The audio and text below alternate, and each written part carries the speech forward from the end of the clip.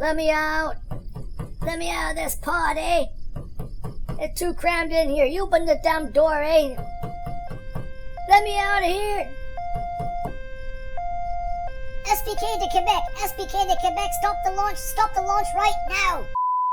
Hello, Not Manly here. Welcome back to part 5.5 of the JNSQ space race. It looks like some of my competitors took exception to that little cramped conditions that we had Doug Kerbin stuck in there, so I ended up taking this craft back and redesigning it so that our command pods are at least spaced out properly, but they are connected nose to nose. So Valentina there is having to ride backwards, which hopefully she'll be a little bit comfortable with, but at least we can get this craft in the air without cramming Doug into such a tight space. And speaking of space, sending up Doug Kerbin's going to let us catch some biomes that we missed when we sent Bob up there. Because Doug is an engineer, we have Kerbal Engineer readouts, even though we don't have a Kerbal Engineer module attached. I was worried about what orientation to bring this command craft back at, so I put a blader at both ends, just in case that nose cone here ended up being the most aerodynamic end of this craft. We'll see at the end how we can return this thing though. However, we are getting this craft into orbit with a very efficient gravity turn launch. We're on that Terrier engine and we've got plenty of Delta V to close our orbit. I'm using the maneuver editor here to try to get a finer approach to try to save Delta V. And there we go, closing our orbit. Valentina safely bringing Doug up to orbit so that he can do some EVA reports that his brother Bob may have missed. Look at that. Oh, we're almost above the arid highlands. Let's see if we can catch that quickly there. That was something that Bob missed on the way up. And there we go. Again, Doug can do this because he is an engineer. He doesn't need to have a Kerbal Engineer module strapped to his backpack or anything.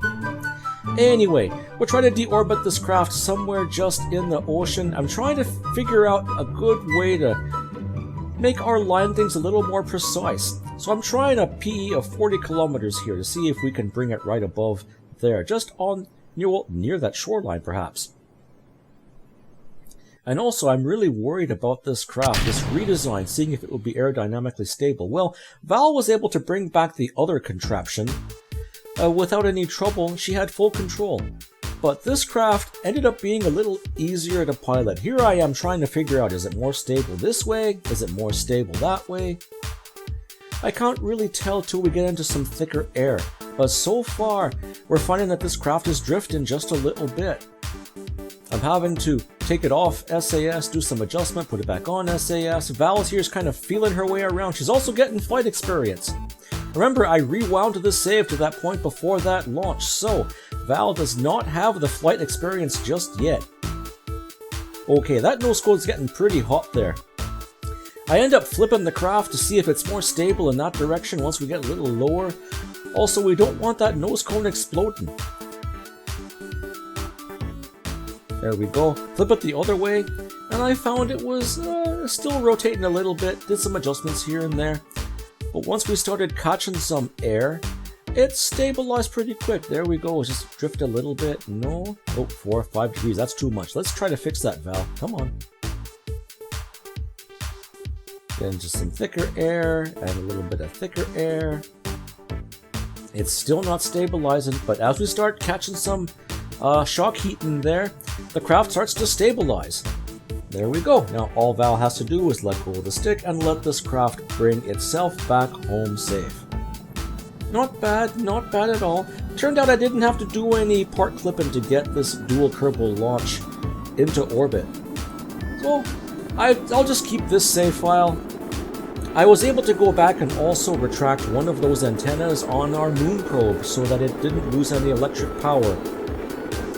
Having to reload an older save let me kind of rewind time a little bit and fix an earlier mistake. Not bad. That service module is going to crash harmlessly somewhere on Kerbin's surface, or maybe in Kerbin's water, I don't know. We end up losing sight of it, so we don't get to see what happens to that craft. You can see our parachutes are starting to pick up some heat there. They're actually facing the edge of that plasma shock cone there, so I'm a little worried they were going to explode. Turned out I didn't have much to worry about at all. They just caught some temperature warnings. But hey, It cooled off right away after we got further into the air, and now we're slowing down to a more reasonable speed. And we are coming to a dead stop in this bay. I think that's the bay that I picked overhead. I'm not sure. I'll have to go back and look at where some of this debris ends up landing as soon as we drop this craft into the water. Again, waiting for a reasonable altitude before popping those chutes, rather than keeping you guys wait for this landing. Not bad at all. Once again, Doug being an engineer, he can pinpoint things using the Kerbal engineer readouts, including where we are splashing down. Get back in that pod there, Doug. We don't have you with our parachute yet. Come on down. Now we can drop off the heat shields. We don't need them anymore. We don't need that anymore. There we go. We ended up losing that piece, but the other heat shield actually splashed down safe, so we'll be able to find out where we are later. And since the astronaut complex has been upgraded, we can go get some surface samples. Actually, the R&D building was upgraded so we can get some surface samples. There we go. So Doug brings back a little bit more science. And we're able to continue our mission without any further concerns from the Quebec version of the ASPCA. But until we continue, I'm not Manly. Fly safe.